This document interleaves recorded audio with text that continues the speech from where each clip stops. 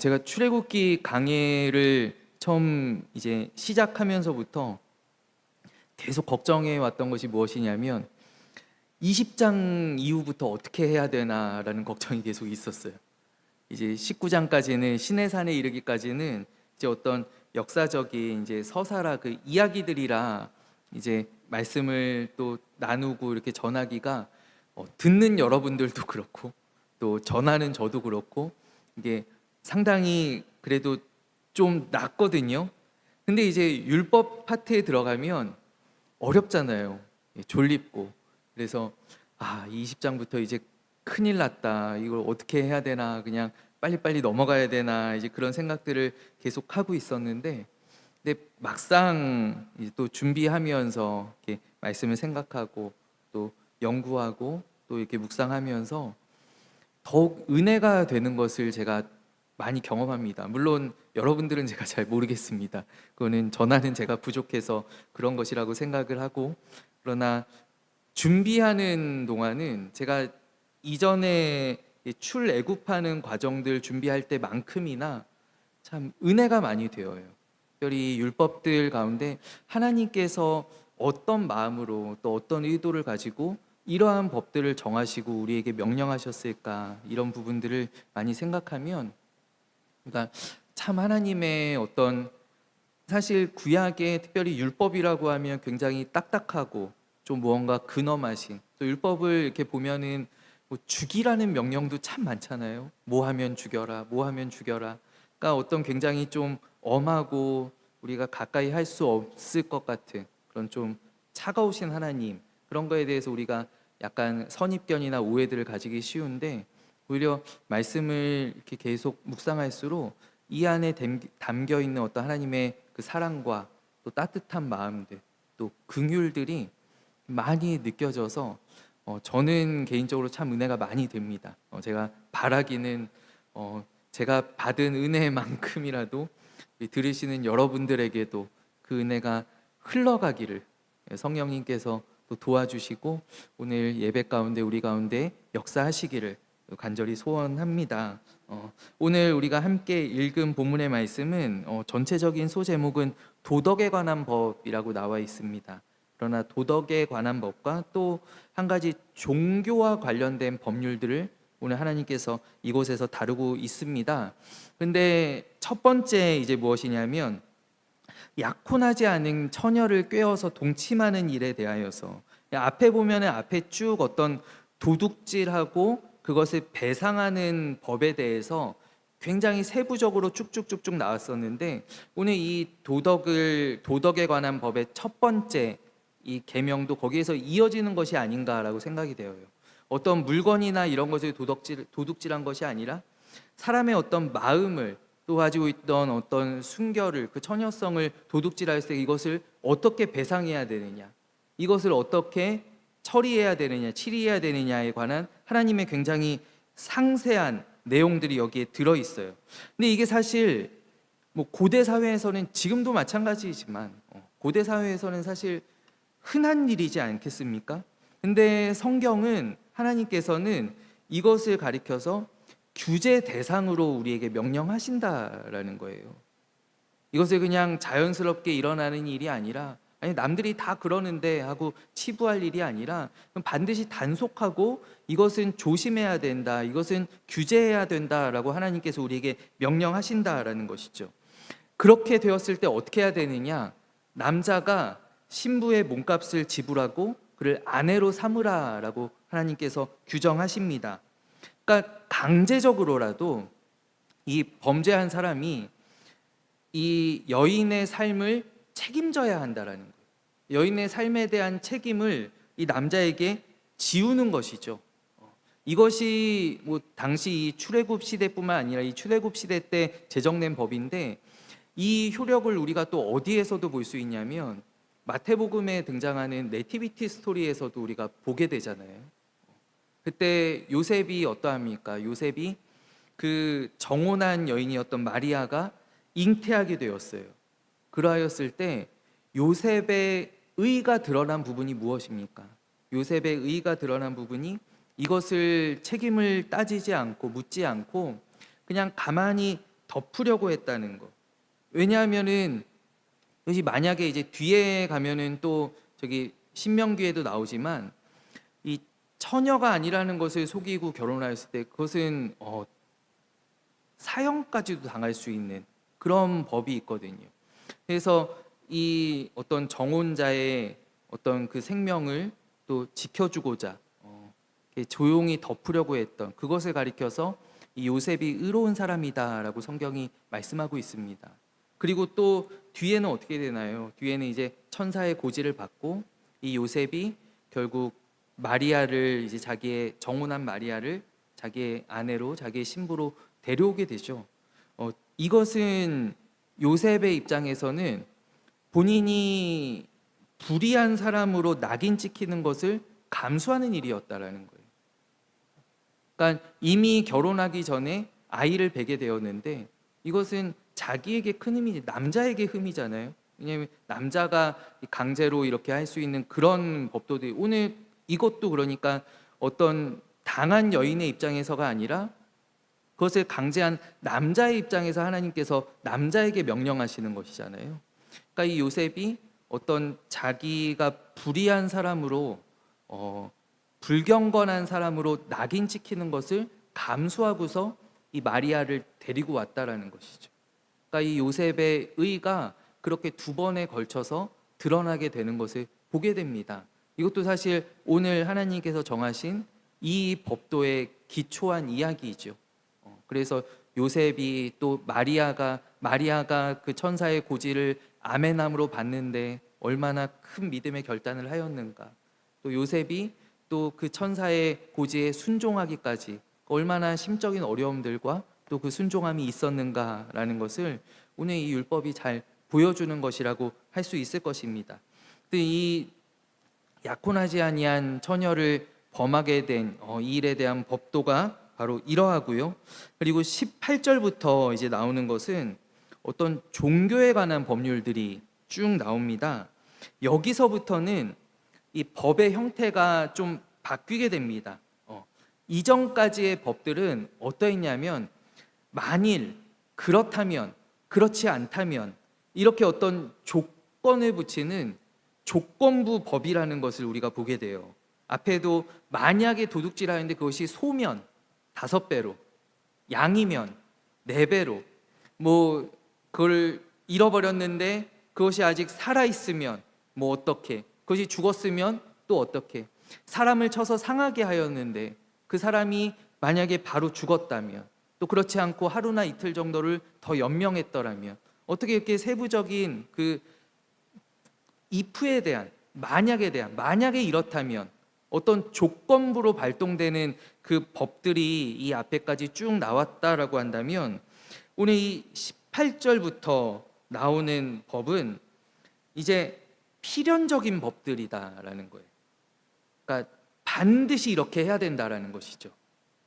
이거는 만약에 뭐 예를 들어 우상에게 제물을 드리는데, 이방 신들에게 제물을 드리는데 그것을 얼마만큼 드렸다며, 뭐 예를 들어 100만 원 이하라면, 아니면 100만 원 이상이라면 어떤 그런 조건들을 하나님께서 나누지 않는다라는 거예요.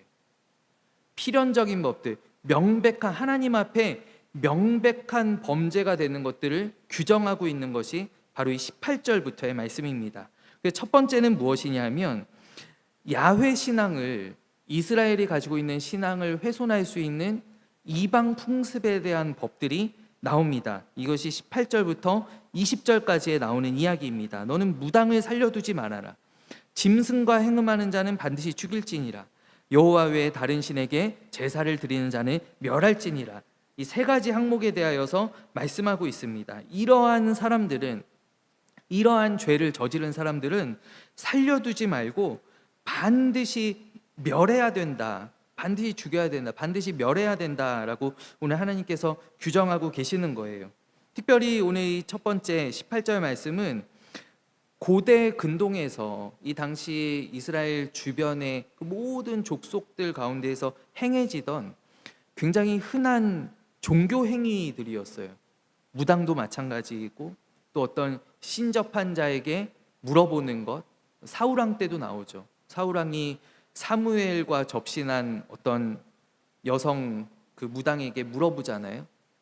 그런 일들이 있고, 또 자녀들을 불 가운데로 지나가게 하는 것, 이것은 인신제사를 이야기하죠. 어떤 점쟁이를 찾아가는 것, 어떤 신점을 보는 것, 이런 것들. 그러니까 그 당시 고대 근동 이스라엘 주변에 만연했던 그 야훼 신앙 외에 다른 일체의 종교적인 행위들을 하나님께서는 금하신다라는 거예요. 그러니까 오늘 우리도 사실 마찬가지죠. 우리도 교회 다니면서 점집 가는 분들이 얼마나 많이 있습니까? 이렇게 뭐 데이트하면서 뭐 주변에 이런 것들이 너무 만연하죠. 지금 우리나라 사회도 너무 만연해요. 얼마 전에 저기 넷플릭스에서 어떤 프로그램이 있었냐면 무당들이 나와가지고 무당들이 서바이벌하는 프로그램이 있었어요. 여러분 혹시 보셨어요? 무당들이나 이 점쟁이들이 나와서 뭐 누구의 사주를 보여주면 그거를 맞추고, 그래서 자기들끼리 어떤 그 흑백 요리사처럼 서바이벌하는, 넷플릭스가 아니라 디즈니에서 나왔던가, 하여튼 그런 프로그램이 있었어요.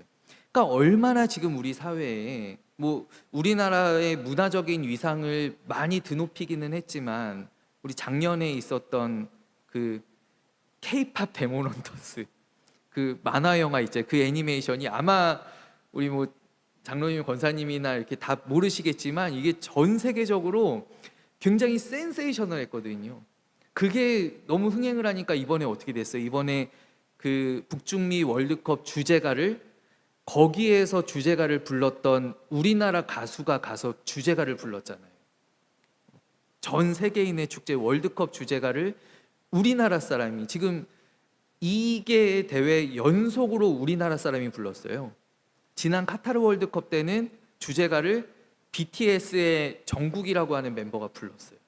그리고 이번에는 그 이재라고 하는 K-팝 데몬 헌터스에 나왔었던, 출연했었던 그 가수가 불렀다니까요. 그러니까 얼마나 이 문화적 위상을 드높였으면. 근데 거기 나오는 게 무엇이냐면, 거기에 어떤 우리나라의 전통적인 그런 무당들, 미신들, 어떤 도깨비들, 그런 것들이 막 나온다고. 그러니까 이게 우리나라 사회에 굉장히 지금 하나님께서 명령하시는 이 가나안 땅의 이야기처럼 이런 것들이 알게 모르게 얼마나 많이 있는지 몰라요. 그래서 우리가 지나가면서도 어디나 요즘 대형 쇼핑몰이나 백화점 같은 데 가도 흔하게 볼 수 있는 게 무슨 어떤 카드로 점쳐주는 그런 카페, 뭐 사주를 봐주는 그런 게 다 카페가 돼버렸어요. 옛날에는 요런 데 막 정말 사람 안 다닐 것 같은 그런 골목에 막 이렇게 찾아가서 똑똑똑 해야 갈 수 있었는데, 요즘은 쇼핑몰 같은데 그냥 너무나 대놓고 아무나 찾아가도 이상하지 않을 정도, 그렇게 막 돼 있다고요. 그러니까 이 교회 다니는 사람들도 얼마나 뭐 연인들끼리, 가족들끼리 재미삼아 그런 데를 많이 가느냐라는 거예요. 이게 이미 우리 안에 깊이 침투해 있기 때문이죠. 우리 안에 서로 막 만약에 제가 여기에서 여러분 그런 거는 뭐 재미삼아 한 번씩 가봐도 돼요, 막 이런 이야기를 한다면, 그럼 여러분들 얼마나 혹해서 그런 데 많이 가겠냐고요. 근데 실제로도 교회 안에서도 뭐 청년들이 모임하면서 막 그런 데 가보고, 뭐 이런 거 해봤어? 막 이러면서 서로 이야기하고, 이런 일들이 많다니까요. 그러니까 지금 사실 우리나라 기독교가 처해 있는 상황도 이스라엘과 다르지 않다라는 거예요. 근데 하나님께서는 그러한 것들을 명확하게 배격하라라고 우리에게 명령하십니다. 어떤 야훼 신앙에, 우리가 하나님 믿는 유일신 신앙에 방해되는 어떤 재미삼아 하는 것들, 기복적으로 하는 것들, 이거는 문화니까, 이거는 다 하는 거니까 그래서 하는 것들, 우리 뭐 예를 들어 영화계라도 들어가면 뭐 내가 배우다 이러면은 영화 크랭크인 할 때마다 돼지 머리에 절해야 되잖아요. 그런 것들이 우리 사회에, 뭐 내가 건설회사 다니면 첫삽 뜨기 전에 돼지 머리 갖다 놓고 고사 지내잖아요. 이런 것들이 얼마나 문화적으로 많이 침투해 있는가. 그래서 그런 것들을 우리가 단호하게 배격해야 된다라는 거예요. 오늘 하나님께서 그것을 말씀하세요. 너희가 이제 가나안 땅에 들어가면 그 옆에 있는 해족 속의 문화들, 비르가스 족속의 문화들, 블레셋 족속의 문화들, 이런 문화들이 이제 정말 어떤 여과 없이 우리 필터를 거치지 않고 막 흘러 들어올 텐데, 농사 지을 때는 원래 씨 뿌리기 전에 이렇게 하는 거야. 비가 오기를 원하면은 이런 거 하는 거야. 뭐 어떤 축제라는 이름으로 포장되고 어떤 전통이라는 이름으로 포장되는 수많은 것들이 들어올 텐데, 그러한 것들을 하나님께서는 단호하게 배격하라라고 말씀하신다라는 것이죠. 그것과 연결되는 것이 또 무엇이냐면 바로 세 번째, 그 여호와 외에 다른 신에게 제사를 드리지 말라라는 거예요. 그러니까 물질을 갖다 바치지 마라. 어떤 바알 신에게, 아세라 신에게. 이 가나안의 신들은 다 용도가 있습니다. 용도가. 이게 이제 전통적으로 요 고대 근동의 요 오리엔트 지방의 그런 신적인 문화들이 이제 그리스, 헬라 문화까지 이어지는데, 뭐냐면은 신들마다 다 용도가 있잖아요. 뭐 예를 들어 전쟁의 신이 있고, 농사의 신이 있고, 뭐 미의 신이 있고, 다산의 신이 있고, 뭐 저 하늘의 신이 있고, 바다의 신이 있고, 배 타고 나갈 때는 바다의 신한테 제사를 지내야 되고, 이런 것들이 다 있잖아요. 그것처럼 가나안 땅에도 이제 들어가면은 용도별로 있거든요. 비는 이 신이 내려주는 거고, 아들 낳게 하는 거는 이 신이고, 나를 부자로 만들어주는 걸, 물질을 관장하는 거는 또 이 신이고, 이런 어떤 용도들이 다 있다고요. 그러한 신들에게 내 재물을 갖다 바치는 것, 내가 헌금하는 것, 그런 것들을 하나님께서는 단호하게 배격하신다라는 거예요. 그리고 19절, 짐승과 행음하는 자 반드시 죽일지니라. 이건 뭐 당연한 거기 때문에 제가 이걸 뭐 길게 설명하거나 이렇게 묘사하지 않겠습니다. 하나님께서 창조하실 때 각기 다른 종류별로 창조하셨는데, 이 구약의 율법을 가만히 보면은 하나님께서 섞는 것들을 굉장히 싫어하셔요. 왜냐하면 하나님께서 각기 고유의 특색에 맞게 창조하셨기 때문이에요. 하나님께서 창조하신 그 창조의 법칙을 너희가 흐트러뜨리지 마라, 너희의 마음대로 조장하지 말아라 라고 하는 것이 하나님의 명령이에요. 썩는 것들을 하나님께서 그렇기 때문에 뭐 염색을 할 때에도 섞어서 염색하지 말라고 하나님께서 말씀하시잖아요. 그러니까 그런 거 하나하나 하나님께서 어떤 썩는 것들에 대하여서 굉장히 안 좋아하시는데, 근데 이것은 당연한 것이죠. 이 종을 섞어서는 안 된다라는 거예요. 하나님께서 각기 다 종류대로 창조하셨는데, 이 종이 섞이는 것은 하나님 앞에 굉장히 하나님을 무시하는, 죽어야 하는 죄다라는 것이죠. 그리고 오늘 이 20절 말씀에 보면 하나 좀 짚고 넘어갈 단어가, 여호와 외에 다른 신에게 제사를 드리는 자는 멸할지니라 라고 말씀합니다. 멸할지니라. 오늘 앞서 십계명에 등장했던 이 우상 숭배에 대한 계명이 오늘 구체화되는 그런 성문입니다. 그런데 다른 신들에게 이제 제사 지낸다라고 하는 것은 다른 신들에게 제물 드리는 것을 금한다라는 것이거든요. 근데 그런 사람들은 오늘 하나님께서 앞서 살려두지 말아라, 반드시 죽일지니라, 근데 뒤에는 멸할지니라라고 말씀하세요. 멸할지니라라고 하는 이 멸하다라고 하는 단어에서 나중에 무엇이 나오냐면 진멸하다라는 단어가 나옵니다. 그럼 진멸하다는 어떤 뜻입니까? 그것은 사람뿐만이 아니라 그의 소유까지도 다 파괴하라라고 하시는 하나님의 준엄한 명령이에요. 그러니까 하나님께서 아말렉을 진멸하라라고 하실 때 하나님의 의도는 무엇인가요? 진멸하라고 하신 것은 아말렉 사람뿐만이 아니라 그들이 가지고 있는 재산, 그들의 가축, 이 모든 것들 하나도 손대지 말고 싸그리 다 멸하여라 라고 하는 것이 하나님의 명령이잖아요. 그것을 사울이 좋아 보이는 것들을 남겼다가 이제 결국 사울이 하나님께 버림받게 되는 단초를 제공하는데, 그러니까 오늘 하나님께서는 이방 신들에게 제사하거나 그들을 숭배하거나 이런 것들은 그 모든 그 사람뿐만이 아니라 그의 모든 소유물과 그의 모든 재산들과 그 주변에 있는 모든 환경들까지도 완전히 다 잘라내라라고 하나님께서 명령하신다라는 거예요. 그러니까 거룩함은 무엇이냐면, 오늘 이 성경의 말씀, 특별히 종교에 관하여서 이야기할 때는 하나님께서 우리를 거룩하게 구별하시는 것에 대하여서 말씀하고 계시는 것인데, 이 거룩함은 무엇이냐면 결국 끊어내고 완전히 잘라내는 단호한 결단에서부터 시작된다라는 거예요. 이것이 하나님 믿는 우리에게도 마찬가지이죠. 내가 하나님을 믿는다라고 하면 이 세상에서 내가 가지고 있었던 헛된 습관들은 다 끊어내야 되는 거예요. 완전히 끊어내야 되는 거예요. 근데 내가 끊어내지 못하고, 이제 나는 하나님 믿으니까 줄여야지.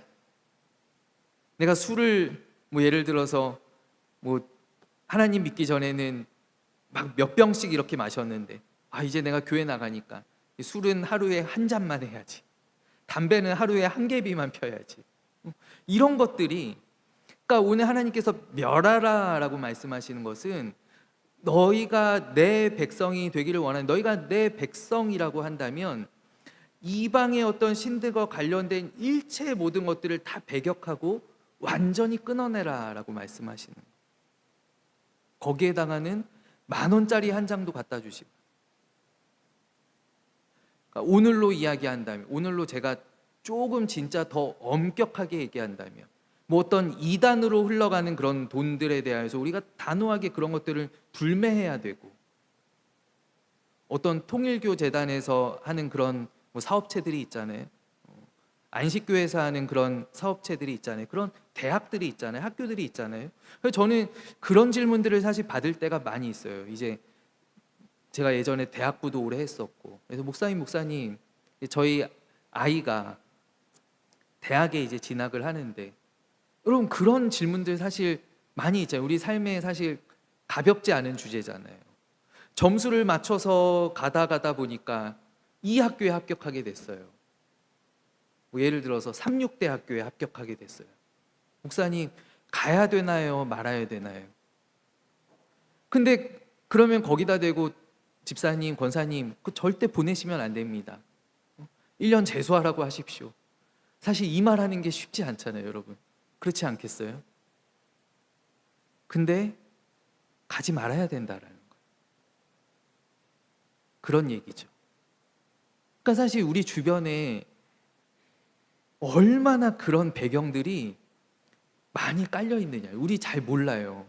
그래서 교회 오래 다닌 권사님들도, 집사님들도 막 고민해요. 목사님, 저 이번에 대진대에서 장학금 준다고 하는데 가야 되나요? 가야 되나요? 말아야 되나요? 할 때는 제게 어떤 대답을 듣고 싶어서 오셨겠습니까? 권사님, 가서 그냥 하나님 잘 믿으면 됩니다. 가서 교회 잘 나가면 되죠. 어쩔 수 없지요. 이런 대답들을 사실 원하는 거 아니에요? 그렇지 않으면 아예 물어보러 안 오시죠. 그런 대답들을 원하시는 거 아니냐고. 목사님, 삼육두유 먹어도 되나요? 이런 질문들을 하는 사람이 어디 있어요, 세상에. 맥콜 먹어도 되나요? 그런 거 제발 질문하시지 말라고. 이게 바로 오늘 이 얘기잖아요. 너희의 물질이 이방신들, 이방 재단에 조금도 흘러가지 못하게 할 그런 것들이 완전히 진멸해버려요. 우리가 어떤 신앙에 있어서 그렇게 하나하나 양보하다, 이거는 선물 받은 거니까 먹어도 되겠지, 그렇게 하나하나 양보하다 보면 결국 가나안 땅에서 거하는 이스라엘 백성들처럼 끌려 들어가게 된다라는 거예요. 이스라엘 백성들이 바로 뒤에 이제 여호수아 지나서 사사기 되면 어떤가요? 끌려 들어가잖아요. 그들이 막 여기 기드온의 집에도 그 이방 신상들이 있고 막 그러잖아요. 정말 무분별하게 끌려 들어가거든요. 그래서 어떤 신앙에서는 단호한 결단, 단호한 배격이 필요하다라는 것이죠. 야곱의 가정을 누가 무너뜨립니까? 야곱의 가정을 라헬이 그 안장에 숨겼던 드라빔이 야곱의 가정을 무너뜨리는 것입니다. 그 나중에 야곱이 세겜에서 어려움 당하고 베델로 올라갈 때 어떻게 합니까? 너희 가운데 있는 모든 이방 신상들 다 가지고 나와라. 우리 이거 다 묻어버리고 올라가자 할 때 수많은 이방 신상들이 이 하나님 믿는 믿음의 조상이자 믿음의 3대잖아요. 이 야곱의 가정 가운데에서 나왔다고. 사울이 아말렉을 진멸하지 못하고 남겨놓은 것 때문에 사울뿐만이 아니라 이 이스라엘이 유다가 얼마나 많이 고생합니까? 나중에 에스더에 나오는 이 하만이라고 하는 대신은 그가 아각 사람이라 그래요. 아각 사람. 이 아각 사람이 무슨 사람이냐면 아말렉 사람이단 말이에요. 그러니까 사울이 진멸하지 못하고 남겨놓은 것이 수백 년이 지나서 오히려 유다인들을 다 진멸할 뻔한 그런 어떤 화근이 된다라는 거예요. 그러니까 우리 안에 이 거룩함이라고 하는 것은 일체의 여지를 허용하지 않는 단호함들이 필요하다라는 거예요. 오늘 하나님께서 이스라엘에게 명령해, 너희는 내 앞에서 거룩하라라는 것이죠. 이런 것들을 다 잘라내라, 끊어내라, 어떠한 타협도 하지 마라, 하나도 발붙이지 못하게 해라 라고 하시는 그 하나님의 말씀 그대로 오늘 우리의 삶을 정말 이 세상 가운데, 이 세상이 너무나 섞여 있습니다. 우리 잘 구분이 안 갑니다. 저도 이렇게 한 번씩 이렇게 이단 강의 같은 거, 수업 세미나 같은 거 들으면 깜짝깜짝 놀라요. 우리 여기 학원 프랜차이즈들도 얼마나 많이 있는지 몰라요. 연예인들도 많이 있고요. 그래서 우리 이런 것들을 알게 되면은 당연히 배격해야 되고 끊어내야 된다라는 거예요. 오늘 그러한 우리 하나님 앞에 멸하고 끊어내고 우리 구별하는 그러한 우리 임마누엘 교회 성도님들이 되시기를 간절히 소원합니다. 이제 이어지는 말씀은 어떤 말씀이냐면 힘없고 연약한 자에 대한 배려입니다. 이스라엘 사회 가운데 들어와서 사는 이방인들 21절부터예요. 이방 나그네들 억압하지 말아라. 왜냐하면 너희들도 애굽 땅에서 한때 그러했기 때문이다라는 것이죠. 그리고 성경에서는 이 고아와 과부로 사실 대표됩니다. 성경에서 대표되는 부류입니다. 오늘날의 어떤 사회와 또 분위기와는 조금 다르죠. 성경에서는 늘 이 가장 소외되고 의지할 것이 없는 어려운 부류들을 이 고아와 과부로 대표해서 이야기하는데, 사회가 부패할 때 가장 먼저 일어나는 일들이 무엇이냐면 약자에 대한 억압과 갈취 그리고 무관용입니다. 사회가 부패하거나 흐트러질 때 가장 먼저 일어나는 일들이. 그래서 하나님께서 이거는 지금뿐만이 아니라 끊임없이 하나님께서 지적하시는 것이, 선지자들을 통하여서 계속 말씀하시는 것이, 오늘도 새벽 예배 때 아모스 말씀 우리가 함께 나누었었는데, 너희들이 그 상하침상에서 일어나서 기지개 펴면서 너희가 좋은 것들을 먹으면서 어떻게 옆에 있는 요셉의 고난을 나 몰라라 할 수 있는, 너희 형제의 고난을 어떻게 나 몰라라 할 수 있는, 하나님께서는 그것을 보시는 것이거든요. 계속해서 선지자들에게도 너희들 왜 우상 숭배하고 왜 나를 그렇게 멀리 떠나느냐, 유다 백성들이, 이스라엘이 계속 반문합니다. 하나님, 저희 예배 잘 드리고 있는데요. 이스라엘이 맨날 대답하는 거는 이거예요. 하나님, 저희 예배 잘 드리고 있는데요. 저희 오늘도 기도 시간 잘 지켰는데요. 성전 매일같이 가는데요. 근데 하나님께서 말씀하시죠.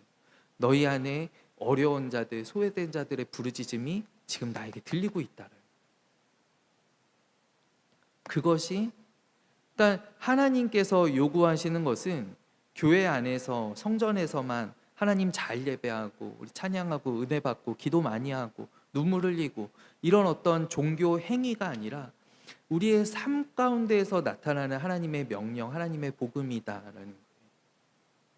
그래서 우리는 우리의 삶의 자리에서 늘 어려운 분들, 또 그 가운데에서 내가 할 수 있는 것들을 우리가 늘 바라보고 찾아야 되고, 하나님 마음이 향하는 곳들을 우리도 볼 수 있어야 된다라는 거예요. 그것은 성령님의 도우심이 반드시 필요하고요. 요한과 베드로도 그들이 성령 받자마자 성전 미문에 어떤 사람이 보입니까? 나면서부터 걷지 못하는 사람이 눈에 띄는 거거든요. 근데 놀라운 것은 무엇이냐면 그들이 성령 받기 전까지 매일같이 이 문으로 들어가면서 기도하러 올라가는데 안 보였었다라는 거예요. 안 보였었다. 보이지 않았어요. 그런데 성령을 받고 그 다음날 성전에 딱 올라가니까 여기 나와 있는 그 사람이 보이는 거예요. 하나님의 도움이 필요한 사람이, 하나님의 은혜가 필요한 사람이 보이는 거예요. 그래서 그 사람의 손을 잡고 일으켜 주잖아요. 그와 같이 우리 성령님의 도우심으로 하나님께서 바라보시는 곳을, 하나님께서 그 마음 향하시는 곳을 우리가 바라볼 수 있게 되는 그러한 은혜 있기를 간절히 소원합니다. 23절 말씀에 네가 만일 그들을 해롭게 함으로 그들이 내게 부르짖으면 내가 반드시 그 부르짖음을 들으리라. 얼마나 준엄하고 무서운 말씀입니까? 하나님, 정구일 목사가 나를 안 도와줍니다. 정구일 목사 때문에 죽겠습니다. 들으신다라는 거예요, 하나님께서. 그래? 정구일이 그랬어? 내가 이 녀석 알았어. 이렇게 하나님께서 들으신다라는 것이죠. 얼마나 무서운 말씀입니까? 그래서 우리 하나님께서 약한 자들, 소외된 자들의 부르짖음을 들으신다라는 것을 우리가 늘 명심해야 된다라는 거예요. 이 마지막 이제 28절부터 우리가 보면은요, 여기는 하나님에 대한 의무, 특별히 하나님의 거룩한 백성으로서 가져야 되는 의무에 대하여서 말씀하고 있어요. 너희는 하나님께 욕되는 말을 하거나 너희 백성의 지도자들을 저주하지 못한다라는 거예요. 오늘 28절 말씀에 보면 너는 재판장을 모독하지 말며 백성의 지도자를 저주하지 말지니라 라고 말씀합니다. 근데 사실 이게 오늘 이 개역개정 번역은 조금 이상해요. 왜냐하면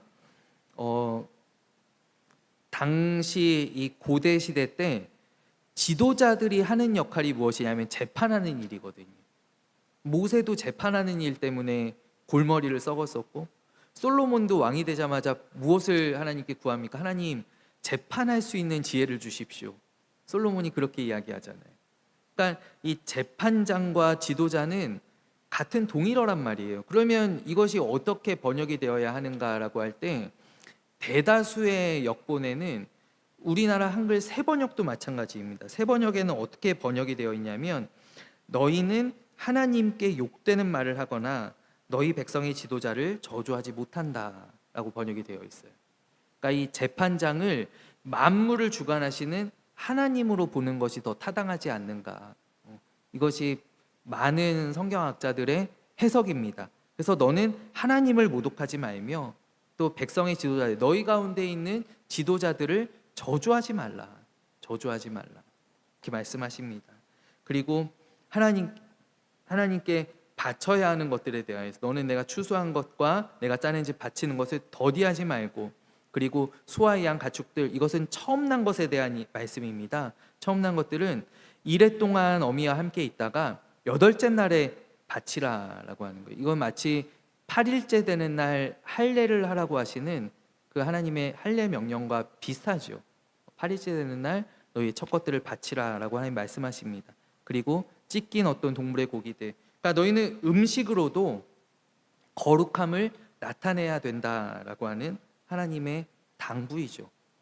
오늘 이 출애굽기 22장 이 말미의 말씀들은 하나님의 백성으로서 하나님 경외하는 야훼의 신앙으로 우리가 하나님의 백성으로서 살아가는 거룩함에 대하여서 우리에게 말씀하고 있어요. 오늘 우리도, 또 우리 사랑하는 교회도 오늘 이 주신 말씀과 같이 우리가 세상에 정말 이 섞여 있는 문화 가운데 우리 휩쓸리지 않고 그 가운데 우리 중심을 잘 지키고, 또 우리 늘 하나님의 시선이 향하는 곳을 우리 바라볼 수 있는 그러한 우리 교회 되기를, 우리 모든 성도님들 되기를 간절히 축원합니다.